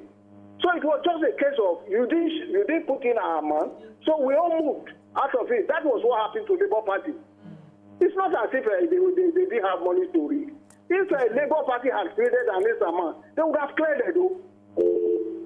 All right. But I like this point you just raised now, because I remembered in school politics, political science, when we wanted to do the National Association of, that was the first experience I had with politics and how some of these things are decided before going to the polls. So they had decided that, okay, they wanted a particular woman from so and so to be the person here. So if you are presenting your political party and you are not presenting this particular woman, you are definitely, we work against you and ensure that you don't win. Now, what he just explained is we're looking to give this to somebody from this side. Now, you picked a candidate, so that it goes round. You picked a candidate who is not from that particular side. You are going to be swimming against the tide. And that's also the sense in politics. You understand the people, what the people want, and swim with the tide so that things are easier for you. But now that they've already. I have a few comments. Somebody says, no polling unit online. Every politics is local. Bureaucratic work won't work. Bureaucratic won't work again in our democracy unless such is imposed. As a politician, I want my governor to know me, not about big grammar by PDP candidates. He's not part of the system. So if anyone is saying APC rigged because PDP agents, I didn't get the part. But I think the Edo people are happy. No. It's not even whether they're happy or not. My own worry is based on this message she just read that do we feel like as a country, having our country being led by pure politicians has served us till this far? Like, I haven't been led. So because when you now say, oh, you cannot come and speak big English, you're not part of the system, so you cannot come and contest. So everybody that has ideas, Mariah with all the wisdom she has, every other person that is sitting down, CEO somewhere, all of them should just sit and say, we should leave Nigerian politics for politicians who have grassroots. Do you really want a country like that? I think that's what they're saying. They're saying with your wisdom and your experience, don't forget home. Don't forget who you are. Don't forget the people that you're trying to serve. Don't live in Lagos and thinking how come. So if you're so interested, please come and know us. Be part of the system so you understand our pain. We say it all the time. We say it's because politicians don't use our hospitals and their children don't go to our schools. That's why they don't understand our pain. And that is what... Let me take this call from Joachim. I'll also give an idea. Joachim, you're live. Thanks for calling. Oh, good morning, Good morning, ladies. sir. It's my first time calling. Welcome to the show. I'm a good fan of your view. Thank you, sir. I just want to make this contribution to this topic. Thank you. The implication of Obaseki's actions is what Okpebholo suffered. His actions were not good at all. He was approaching the whole thing in a kind of hooliganism kind of way, permit me to use that, and which was not good for Okpebholo. His personality is a very good one. And again, I want to also say that LP was the only party that got a clean and real vote in this election. Clean and real vote. Because the two other parties, it was clear that there were allegations of vote buying all across the state. And I want to encourage Labour Party going forward, they should try and pay more attention to whatever zones or body language of the other parties to inform their own decision of fielding a candidate that can, change the narrative in the future. Thank you. You see, I like what he said, and I think I'd like to link up to what Miriam said earlier, which I think we shouldn't lose sight of. Labour Party, although they have only 22,000, I think they shouldn't see it as a defeat. You have 22,000 people who came to vote for you. Now, they need to build on that credibly. It might take you years, even decades, to get that slot. But you see, they need to be consistent in that and maintain the momentum, because some people, they can get very discouraged. But you shouldn't, based on what Mariam said earlier. Build on those numbers and continue to campaign. You might not get the next 8 years, you might not get the next 16 years, but keep sustain it. Sustain it, because at some point, that's how you build your numbers. So your political party. It seems like they're setting themselves apart for a different ideology, which is what we are not used to. And they must do that. The other two political parties, the same ideology, they get. So now we have another political party who believes that we can get the numbers right without having to, break the bank or, bribe anybody to get there. If they sustain it over time, maybe people will now begin to see that, do we really want real change? We have to go with this. Let me take Sadiq. Maybe. Sadiq, you're live from Edo. Good morning, Sadiq. Hello, good morning. You're live. Go ahead, please. I just want to make a quick contribution. Yes. Okay, I think the outcome of the Edo State just concluded election was based on the performance of the outgoing governor, Obaseki. Go ahead. Hello? We can hear you. Please go ahead. Okay. In my side, at the election, I would say the election was free and fair, very, very fair. And I just hope the governor, the Modi, will do a great job. Listen to yourself. So going back to, I think what Topa said earlier about finding the balance. And I think Mariam also said that when you go out there, yes, you're educated, you're exposed, but you must be part of the people. It goes also back to what they say. I think, I'm not sure if it's the Oba of Benin, where the prince is taken away to a different country. You can travel abroad, you can school in different places, and you are hidden. But then you come back, when to the Oba dies, you now come back to now take on the throne of your people. The same thing, if you live in Lagos, you do all the things, and you're successful. What the people expect is that you're now back with them in the grassroots politics. They know you, you know them, and you move home with the people. You know they are coming, you're not shuffling from Lagos to Edo. You are there with them, you're living with them. It seems what Edo people see as a cardinal sin is they describe some behavior as a disrespect to the throne, the Oba. So that also shows like a disconnect, because we know how much the Oba is revered in Edo State. I mean, he's one of the seats, royal seats that garners so much respect. And, for the people to feel that he was disrespected, it will affect you definitely in some way. But if you're part of the people, you be careful not to even come across. So he may not have, in his own mind, maybe if he explains it, there was no disrespect, but you also don't want to be perceived, as being disrespectful. When stories like that are going around, maybe a more grass-rooted person would have understood some of the language or some of the things that they needed to do, to appease the people. It's just very strange how everybody keeps saying that the current, the outgoing governor of Edo State will not do anything. I don't understand. It's just, because you can, that's it shows the bubble. That's politics for you. Like the governor now, according to the governor, is the best governor. What? How? Because Edo State. I'm just saying that he has a long list of his achievements that he is highlighting over and over again. But the people feel that he was studying English, he was signing contracts, he didn't do, they didn't see construction work around, he didn't do what they want. So one of the benefits that Lagos State has is that succession plan, where Asiwaju was governor, he was able to put down a blueprint. The next governor took it up and built on it. What Obaseki was trying to do was, what he has done may not feed you now, because he's trying to lay a foundation. He's signing MOUs, he's talking to investors. He only has 8 years. So all he can do really is set up a foundation, which was Asiwaju did when he came. But it takes other governors to come in. Like, for example, now, what Asiwaju is doing as president now is foundation now. You're not going to feel it. Because we've had bad governance for years.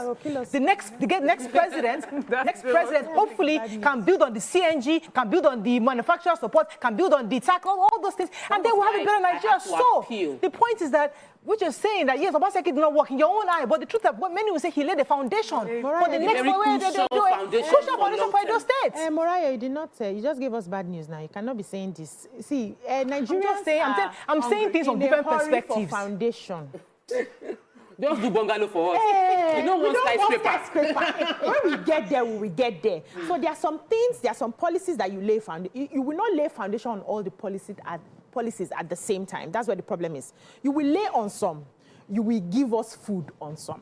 So that we have the let to hold for when you now finish to build the skyscraper. Is that not so? This is lesson for all the other Yes, for all the other. So don't lay foundation on everything, and by the time you leave, the people have not felt an impact of your 8 years, and you say you're laying foundation. It doesn't... Well, it depends on how you look at it. That's why I said that this is open to all sorts of interpretation. Yeah, exactly. We can look at it from different sides. You need to give them the keke na pep. But again, speaking from the other side of my mouth, because I have to I have to balance it. So, Senator Monday, why do we assume that his grassroots politics is all about giving? Why can't we also assume that grassroots politics is also technocratic in nature, such that they also look at economic development, job creation? Why must we always assume that grassroots is about just giving people handouts? I listened to his manifestos. I've listened to him. And I listened That's Monday, right? Yes. Monday. Okay. I've listened to Senator Monday Okpebholo. I have listened to Godalo. If anybody watching this show, not take away politics, take away your feelings for sentiments. PDP, APC. I'm not party. Yeah. When you listen to both of them and what they want to do, you will lean towards one person more than the other. And based on your bubble now. Yes, based on your bubble. I'm talking about like in terms of word for word. You know, some things are like very. It's like when you listen to the American politics is always concerned that. But if you listen to Kamala and listen to Trump, and you are listening to it not based on what you will get from maybe tax break or I'm going to go to migrate and all of that. If you listen to what they're saying word for word, you would say the people will benefit from having Kamala. Yeah. But some people they will look at it. So that's it's a case of from your what do the people want still? But you know, I learned something once, especially in relation to talking about environmental sustainability and things like that, things that will benefit people. And one of the things that comes up every time is that in the information given, you need to be local. Because if they don't understand your language, they can't see your vision. Yeah. So you have to find ways to collaborate with those on ground to be able to speak their language and use things around them, things relatable to them, so that they can get your vision. So you're right, we may understand. Thank God for the education or exposure that we have. We may understand some of the things, but the average person, especially we're comparing them vis-a-vis the average Lagos resident. You know, many people have lived in their communities forever. They've never gone anywhere. And what they are looking is that food is not on my table. You know, they don't get all these big let me take projects that Suleiman. Good morning, Suleiman. You're live. Policy at once. Good morning. Morning, sir. Small. You're live. Go ahead, please. Yeah. Don't worry, you are just talking. You marry for Edo, but you don't go to Edo State. What does Obaseki do to Edo State? What did he say? He don't even respect rule of law. He does not respect rule of law. He has Obaseki for 4 good years. 14 members of House of Assembly, Edo House of Assembly did not see. Obaseki went to Edo House of Assembly building and removed the roof. Till today, that building is still like that. Do you even know the members of Edo Assembly today? Do you know that? Are you who are calling it tech local? Who are the tech local? He's a Monday not tech local. Monday just come into politics. He has his own business, a successful businessman too. He has done well in his own business too.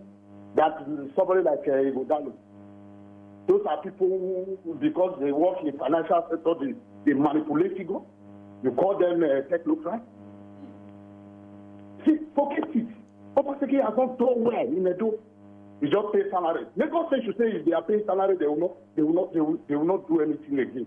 If Lagos State not pay salary, if Federal not pay salary, why are they saying that the Tinubu is not performing? Is Obaseki performer than Tinubu? What has he done? Even the Edo people, I'm even disappointed in them for even voting for PDP candidates. To even give PDP that kind of vote. Because of the hatred of APC they have in Edo State. I absolutely love. Thank you so much. I love what I'm hearing because it just gives you a sense of our people. And we must, for the new age of politicians, I hope they can study these kind of things because we all need to somewhat come down from our high horses. And it goes back to even what, and I hate to bring this to federal government, but it goes back to what people are saying that, okay, you have all these experts from Harvard, from Yale, from Stanford. They're in your cabinet. They're in FEC meeting. They have these figures that are giving us. We have the CBN governor. We have all these big names. Hello? We still don't have food on our table. It's the same thing, because we always think is that it's by importing or bringing these these people that have these ideas, because they actually have good intentions. They have good ideas because they read about it. They've studied economies in Singapore. They've studied in Malaysia. They've studied, and they're like, okay, let us do it this way. They come in and bring that blueprint thinking it works. But the people are saying, you have to create our own blueprint for us. We are different from our needs. And so we have to really rework this politics in this country somewhat. Because, yeah. I hear you, Mariah, but I have to tell you the truth. Politicians, you people are trying, because I could never be. Because tell me about the blueprint about understanding the Nigerian person is... Only from heaven you can't Yes, because the Nigerian person is like this today, he's like that tomorrow. Yeah. You don't know what would take a Nigerian off. You don't know what you would say, what you would wear, or how you would say it that will make a Nigerian who has loved you for 4 years to just be disgusted by you in your 5th year. So I would like to see who is able to solve this equation that is a Nigerian. But the last caller, Sulaimon, gave 1, 2, 3 proof of why people why Edo State are angry with the governor and why some of the votes that he got were protest votes that did not come to him, were protest votes against him. What he has done. I asked because of the things that he did, and I remember, sometimes he forgets, because I remember taking the stories here, all the removing of the roof, the enemies that were being made, who are politicians, are excellent. And even the people. But there was a governor that did that in another state that was hailed. Do you understand? That's what I'm saying. No, it was not him. No. Because he was fighting a godfather. No, yes, but people talk about him with respect for what he did, because he was tough. You see, Nigerians, you don't know what to do. Exactly. What do we do? See, Mariam, what you said, the blueprint to fix Nigeria comes from heaven. It comes from God. We must go and now the heavens. We have to go and find this blueprint, because only us, like a heavens, that will hail one state. Yes, we'll say that. That is mighty Godfather. We have a dancing governor in another one. That's not probably not doing anything, but we love him. Just keep dancing. We are okay. Keep dancing. Don't do education. Don't do it. Just dance. We love him. I'm telling you that. I'm not saying that he's not doing it. I'm just saying that Nigerians don't even want to know what he's doing. We're not critical. We're not critical of what he's doing. How many jobs he's creating? We don't care. He's dancing every party, and we're just like him. Yes. So we are very God help another governor to dance. Look at what he's doing. No, don't help another governor to be holding a laptop somewhere. Look at what he's doing. God help Lagos State governor to be dancing up and down. He just taking selfie. He was just taking selfie. They said then yabbed him that he took selfie. They said he was pointing hard. Or he's laughing too much. He smiles too much. They said he was pointing. They yabbed the governor for pointing. Yes. Imagine. Pointing governor. They said he was a pointing governor. What about pick up camera at the former governor national investigator in Nigeria? Honestly, so you will be all right. I'm telling you. So you see, I mean, we are laughing at this thing, but sometimes, and I was telling you that recently when I was in this group that I'm in this, and I'm just listening to Nigeria, where we're trying to get a leader, trying to make decisions, and you just hear what people are saying. I'm like, it's difficult to. Father in heaven, I mean, like you just. The same country? Can you hear yourself? It doesn't even make sense what you're saying. We decide on something. What are you just talking to yourself? We don't even know what's going on. I'm thinking, he just said what we're doing. They didn't hear. They're not listening. They're listening. So, the way they want to. We honestly, I mean, as much as congratulations to the Edo people, congratulations. I'm happy they love the candidate that has won. I'm happy. I mean, but let's not forget, 192,000 voted for PDP. So let's not assume that everybody didn't like Obaseki. There are a number of people who actually appreciated the work he's done. So let's not pretend that he hasn't done some work. He has. 44,000, however, more than those, believe that Senator Monday was a better choice, and we really wish them the best in these coming elections. And please, they should not build foundation on everything. We need to eat to be able to wait for the house to finally go up. So as you're building foundation, still do some things that would give us, a form of relief while we're waiting for you to complete. This BC that is saying this one. This is the same BC that will say he wants to come and do palliative. Why are they giving us food? What are they giving us for? Are we not the same Nigerians that will complain? I didn't say they should give us food, though. What are you going to give us? I didn't say they should give us food. What should they give us? Give us, make the policies easy for us to be able to make the food, to farm the food, do the basic things. All of us will not die before. They want to do now. See band A. They want to increase again. We are watching people. This bandit in you not affect you. They touch everybody. I can't remember the last time I used air conditioner. Imagine. It is so painful. My parents that have moved. People are still using AC in your house. We are still using AC. Ah, you are so blessed. Since June, I've not used air conditioner. I'm looking forward to my car. Like, I'll be swimming and you'll have your back dress up. Yeah. Now I look to go to your car. Yeah, driver, put on the AC. I'm coming. And now they put the vents in front of me. Someone wrote something online. She says that her AC comes on for first-time visitors. Second-time visitor, no AC for you. When my old visitor came, they used more than 2 hours. They say, Uncle, this AC is coming for 2 hours. After 2 hours, I'm AC. It's time for you to go. Everybody has to. That's all we can take on today's show. Congratulations again to the people of Edo. I'm wishing them all the best. See you tomorrow. Bye for now.